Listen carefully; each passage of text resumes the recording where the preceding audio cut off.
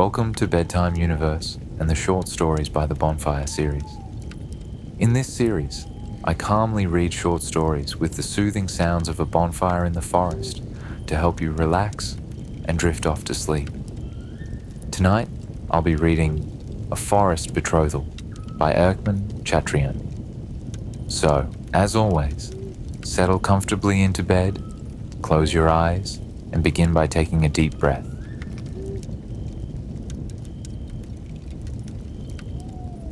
One day in the month of June, 1845, Master Zacharias's fishing basket was so full of salmon trout about 3 o'clock in the afternoon that the good man was loath to take any more. For as Pathfinder says, we must leave some for tomorrow. After having washed his in a stream and carefully covered them with field sorrel and rowel to keep them fresh, after having wound up his line and bathed his hands and face, a sense of drowsiness tempted him to take a nap in the heather. The heat was so excessive that he preferred to wait until the shadows lengthened before re-climbing the steep ascent of Bigelberg. Breaking his crust of bread and wetting his lips with a draught of Reykjavir, he climbed down 15 or 20 steps from the path and stretched himself on the moss-covered ground under the shade of the pine trees, his eyelids heavy with sleep. 1,000 animate creatures had lived their long life of an hour when the judge was wakened by the whistle of a bird, which sounded strange to him. He sat up to look around and judge his surprise.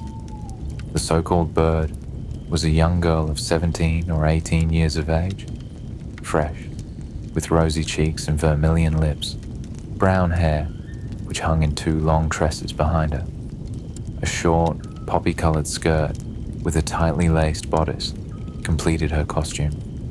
She was a young peasant who was rapidly descending the sandy path down the side of Bigelberg, a basket poised on her head, and her arms, a little sunburned but plump, were gracefully resting on her hips. Oh, what a charming bird, but she whistles well, and her pretty chin, round like a peach, is sweet to look upon. Mr. Zacharias was all emotion, a rush of hot blood which made his heart beat as it did at 20, course through his veins. Blushing, he arose to his feet. "Good day, my pretty one," he said. The young girl stopped short, opened her big eyes and recognized him, for who did not know the dear old Judge Zacharias in that part of the country? "Ah," she said with a bright smile. "It is Mr. Zacharias Seiler." The old man approached her. He tried to speak, but all he could do was to stammer a few unintelligible words, just like a very young man. His embarrassment was so great that he completely disconcerted the young girl. At last, he managed to say, "Where are you going through the forest at this hour, my dear child?" She stretched out her hand and showed him, way at the end of the valley, a forester's house. "I am returning to my father's house, the Corporal Yeri Förster. You know him, without doubt, Monsieur le Juge." "What, are you our brave Yeri's daughter?" "Ah, do I know him?" "A very worthy man. Then you are little Charlotte, of whom he has often spoken to me when he came with his official reports?" "Yes, monsieur. I have just come from the town and am returning home." "That is a very pretty bunch of alpine berries you have," exclaimed the old man. She detached the bouquet from her belt and tended it to him. "If it would please you, Monsieur Seiler." Zacharias was touched. "Yes, indeed," he said. "I will accept it, and I will accompany you home. I am anxious to see this brave Forester again. He must be getting old by now." "He is about your age, Monsieur le Juge," said Charlotte innocently, between 55 and 60 years of age. This simple speech recalled the good man to his senses, and as he walked beside her, he became pensive. What was he thinking of? Nobody could tell. But how many times has it happened that a brave and worthy man, thinking that he had fulfilled all his duties, finds that he has neglected the greatest, the most sacred, the most beautiful of all, that of love, and what it costs him to think of it when it is too late. Soon, Mr. Zacharias and Charlotte came to the turn of the valley where the path spanned a little pond by means of a rustic bridge and led straight to the corporal's house. They could now see Yeri Förster, his large felt hat decorated with a twig of heather, his calm eyes, his brown cheeks, and grayish hair, seated on the stone bench near his doorway. Two beautiful hunting dogs with reddish-brown coats lay at his feet, and the high vine arbor behind him rose to the peak of the gable roof. The shadows on Rommelstein were lengthening, and the setting sun spread its purple fringe behind the high fir trees on Alpenach. The old corporal, whose eyes were as piercing as an eagle's, recognized Monsieur Zacharias and his daughter from afar. He came toward them, lifting his felt hat respectfully. "Welcome, Monsieur le Juge," he said in the frank and cordial voice of a mountaineer. "What happy circumstance has procured me the honor of a visit?" "Master Yeri," replied the good man, "I am belated in your mountains. Have you a vacant corner at your table, and a bed at the disposition of a friend?" "Ah," cried the corporal, "if there were but one bed in the house, should it not be at the service of the best, the most honored of our ex-magistrates of Stance? Monsieur Seiler, what an honor you confer on Yeri Förster's humble home." Christine, Monsieur le Juge Zacharias Seiler wishes to sleep under our roof tonight." Then a little old woman, her face wrinkled like a vine leaf, but still fresh and laughing, her head crowned by a cap with wide black ribbons, appeared on the threshold and disappeared again, murmuring, "What? Is it possible? Monsieur le Juge?" "My good people," said Mr. Zacharias, "truly you do me too much honor, I hope. Monsieur le Juge, if you forget the favors you have done to others, they remember them." Charlotte placed her basket on the table, feeling very proud at having been the means of bringing so distinguished a visitor to the house. She took out the sugar, the coffee, and all the little odds and ends of household provisions which she had purchased in the town, and Zacharias, gazing at her pretty profile, felt himself agitated once more. His poor old heart beat more quickly in his bosom and seemed to say to him, "This is love, Zacharias. This is love. This is love." To tell you the truth, my dear friends, Mr. Seiler spent the evening with the head forester, Yeri Förster, perfectly oblivious to the fact of Therese's uneasiness, to his promise to return before 7 o'clock, to all his old habits of order and submission. Picture to yourself the large room, the time-browned rafters of the ceiling, the windows opened on the silent valley, the round table in the middle of the room, covered with a white cloth, with red stripes running through it. The light from the lamp, bringing out more clearly the grave faces of Zacharias and Yeri, the rosy laughing features of Charlotte, and Dame Christine's little cap, with long fluttering streamers. Picture to yourself the soup tureen, with gaily flowered bowl, from which arose an appetizing odor, the dish of trout garnished with parsley, the plates filled with fruits and little meal cakes as yellow as gold. Then worthy Father Zacharias, handing first one and then the other of the plates of fruit and cakes to Charlotte, who lowered her eyes, frightened at the old man's compliments and tender speeches. Yeri was quite puffed up at his praise, but Dame Christine said, "Ah, Monsieur le Juge, you are too good. You do not know how much trouble this little girl gives us, or how headstrong she is when she wants anything. You will spoil her with so many compliments." To which speech, Mr. Zacharias made reply, "Dame Christine, you possess a treasure. Mademoiselle Charlotte merits all the good I have said of her."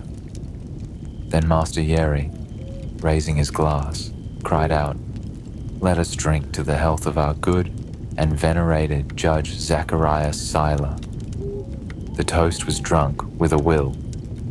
Just then the clock, in its hoarse voice, struck the hour of 11. Out of doors there was the great silence of the forest, the grasshopper's last cry, the vague murmur of the river. As the hour sounded, they rose, preparatory to retiring. How fresh and agile he felt. With what ardor had he dared? Would he not have pressed a kiss upon Charlotte's little hand? Oh, but he must not think of that now. Later on, perhaps. "Come, Master Yeri," he said. "It is bedtime. Good night, and many thanks for your hospitality." "At what hour do you wish to rise, monsieur?" asked Christine. "Oh," he replied, gazing at Charlotte. "I am an early bird. I do not feel my age, though perhaps you might not think so. I rise at 5 o'clock." "Like me, Monsieur Seiler," cried the head forester. "I rise before daybreak, but I must confess it is tiresome all the same. We are no longer young. Ha, ha. Bah! I have never had anything ail me, Master Forester. I have never been more vigorous or more nimble." And suiting his actions to his words, he ran briskly up the steep steps of the staircase. Really, Mr. Zacharias was no more than 20, but his 20 years lasted about 20 minutes, and once nestled in the large canopied bed, with the covers drawn up to his chin and his handkerchief tied around his head, in lieu of a nightcap, he said to himself, "Sleep, Zacharias, sleep. You have great need of rest. You are very tired." And the good man slept until 9 o'clock. The forester, returning from his rounds, uneasy at his non-appearance, went up to his room and wished him good morning. Then, seeing the sun high in the heavens, hearing the birds warbling in the foliage, the judge, ashamed of his boastfulness of the previous night, arose, alleging as an excuse for his prolonged slumbers the fatigue of fishing and the length of the supper of the evening before. "Ah, Monsieur Seiler," said the forester, "it is perfectly natural. I would love dearly myself to sleep in the mornings, but I must always be on the go. What I want is a son-in-law, a strong youth to replace me. I would voluntarily give him my gun and my hunting pouch." Zacharias could not restrain a feeling of great uneasiness at these words. Being dressed, he descended in silence. Christine was waiting with his breakfast. Charlotte had gone to the hayfield. The breakfast was short, and Mr. Seiler, having thanked these good people for their hospitality, turned his face towards Stance. He became pensive as he thought of the worry to which Mademoiselle Thérèse had been subjected.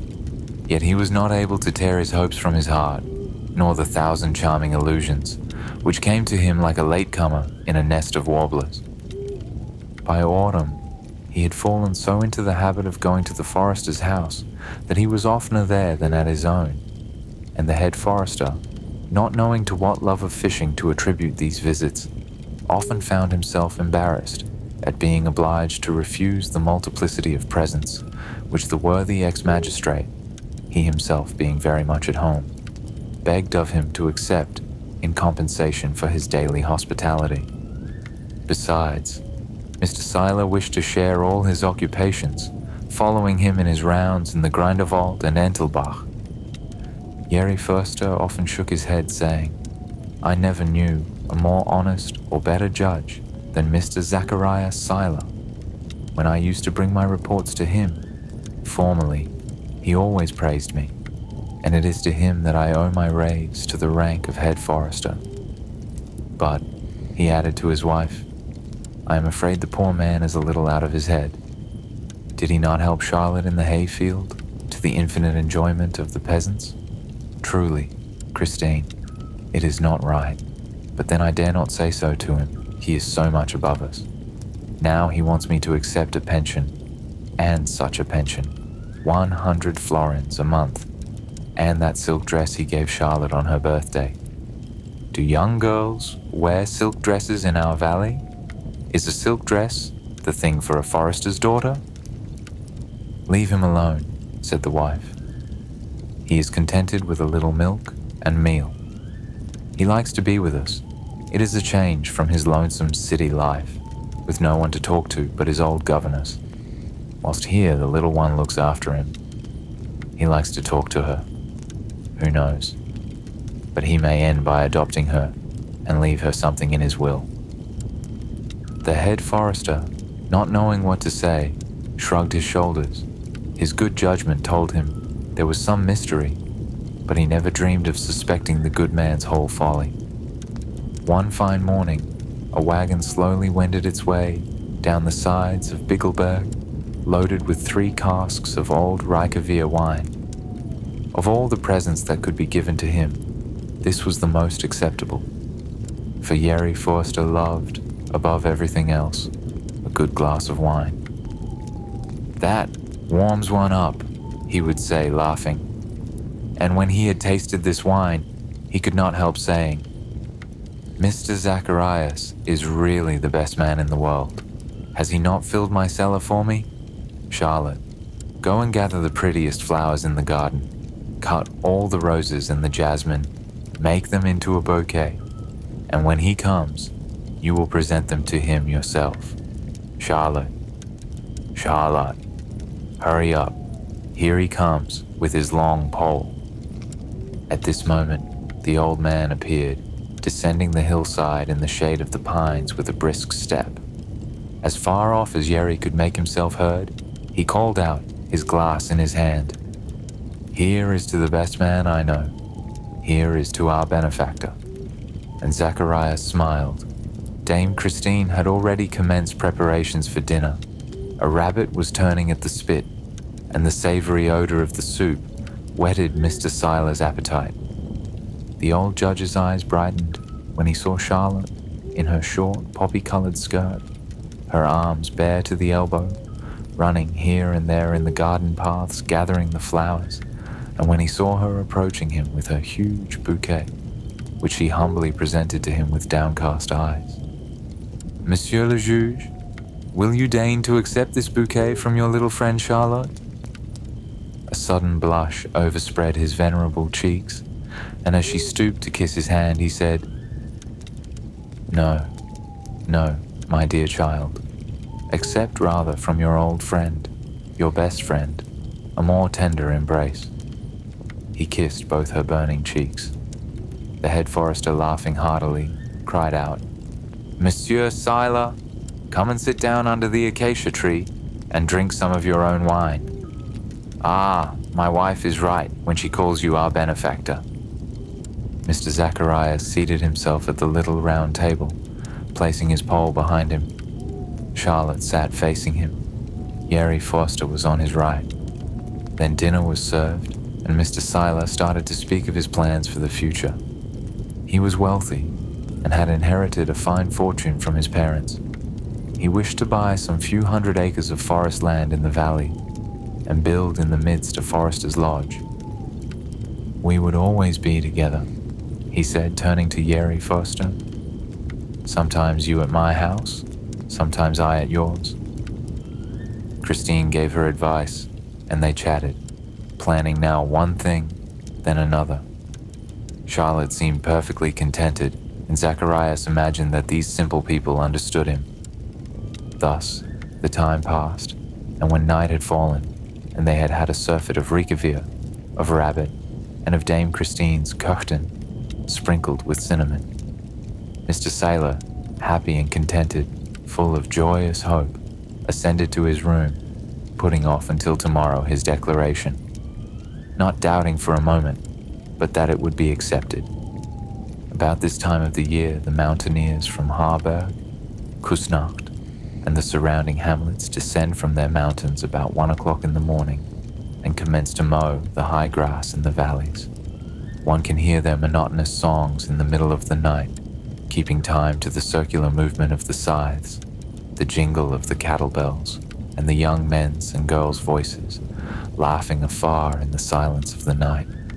It is a strange harmony, especially when the night is clear and there is a bright moon, and the heavy dew falling makes a pitter-patter on the leaves of the great forest trees.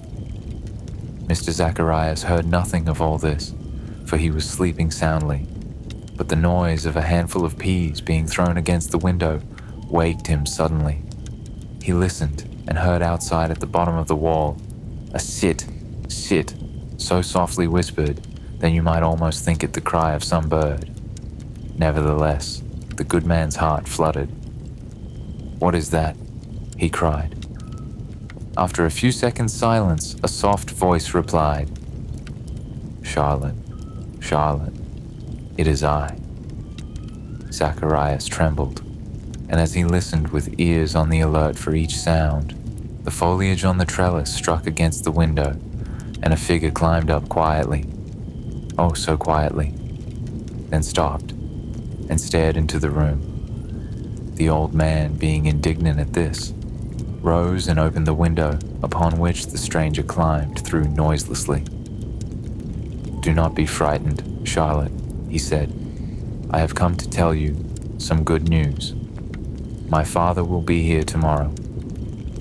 He received no response, for the reason that Zacharias was trying to light the lamp. "Where are you, Charlotte?" "Here I am," cried the old man, turning with a livid face and gazing fiercely at his rival. The young man who stood before him was tall and slender, with large, frank, black eyes, brown cheeks, rosy lips, just covered with a little mustache, and a large brown felt hat tilted a little to one side. The apparition of Zacharias stunned him to immovability, but as the judge was about to cry out, he exclaimed, "In the name of heaven, do not call. I am no robber. I love Charlotte." "And she, stammered Zacharias. "She loves me also. Oh, you need have no fear if you are one of her relations. We were betrothed at the Kusnacht feast. The fiancés of the Grindelwald and the Entelbach have the right to visit in the night. It is a custom of Unterwald. All the Swiss know that." Jerry Forster, Jerry, Charlotte's father, never told me. "No, he does not know of our betrothal yet," said the other in a lower tone of voice. "When I asked his permission last year, he told me to wait, that his daughter was too young yet. We were betrothed secretly. Only as I had not the forester's consent, I did not come in the night time. This is the first time. I saw Charlotte in the town, but the time seemed so long to us both that I ended by confessing all to my father, and he has promised to see Jerry tomorrow." "Ah, monsieur, I knew it would give such pleasure to Charlotte that I could not help coming to announce my good news." The poor old man fell back in his chair and covered his face with his hands. Oh, how he suffered. What bitter thoughts passed through his brain. What a sad awakening after so many sweet and joyous dreams. And the young mountaineer was not a whit more comfortable, as he stood leaning against a corner of the wall, his arms crossed over his breast, and the following thoughts running through his head. "If old Forster, who does not know of our betrothal, finds me here, he will kill me without listening to one word of explanation. That is certain." And he gazed anxiously at the door, his ear on the alert for the least sound. A few moments afterward, Zacharias, lifting his head, as though awakening from a dream, asked him, "What is your name?" "Karl Imnan, monsieur." "What is your business?" "My father hopes to obtain the position of a forester in the Grindelwald for me." There was a long silence, and Zacharias looked at the young man with an envious eye. "And she loves you?" he asked in a broken voice. "Oh yes, monsieur. We love each other devotedly." And Zacharias, letting his eyes fall on his thin legs and his hands wrinkled and veined, murmured, "Yes, she ought to love him. He is young and handsome."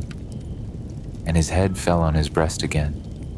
All at once he arose, trembling in every limb, and opened the window. "Young man," You have done very wrong. You will never know how much wrong you have really done. You must obtain Mr. Forster's consent. But go, go. You will hear from me soon." The young mountaineer did not wait for a second invitation. With one bound, he jumped to the path below and disappeared behind the grand old trees. "Poor, poor Zacharias," the old judge murmured. "All your illusions are fled." At 7 o'clock, having regained his usual calmness of demeanor, he descended to the room below, where Charlotte, Dame Christine, and Yeri were already waiting breakfast for him. The old man, turning his eyes from the young girl, advanced to the head forester, saying, "My friend, I have a favor to ask of you. You know the son of the forester of the Grindelwald, do you not?" "Karl Imnant? Why, yes, sir. He is a worthy young man, and well behaved, I believe." "I think so, monsieur." "Is he capable of succeeding his father?" "Yes. He is 21 years old. He knows all about tree clipping, which is the most necessary thing of all. He knows how to read and how to write, but that is not all. He must have influence." "Well, Master Yeri, I still have some influence in the Department of Forests and Rivers. This day fortnight, or 3 weeks at the latest, Karl Imnant shall be Assistant Forester of the Grindelwald, and I ask the hand of your daughter Charlotte for this brave young man." At this request, Charlotte, who had blushed and trembled with fear, uttered a cry and fell back into her mother's arms. Her father, looking at her severely, said, "What is the matter, Charlotte? Do you refuse?" "Oh, no, no, father, no. That is as it should be. As for myself, I should never have refused any request of Mr. Zacharias Silas. Come here and embrace your benefactor." Charlotte ran toward him, and the old man pressed her to his heart, gazing long and earnestly at her, with eyes filled with tears. Then, pleading business, he started home, with only a crust of bread in his basket for breakfast. 15 days afterward, Karl Imnant received the appointment of forester, taking his father's place. 8 days later, he and Charlotte were married. The guests drank the rich Reykjavir wine, so highly esteemed by Yeri Forster, and which seemed to him to have arrived so opportunely for the feast. Mr. Zacharias Seiler was not present that day at the wedding, being ill at home. Since then he rarely goes fishing, and then, always to the Brunnen, toward the lake, on the other side of the mountain.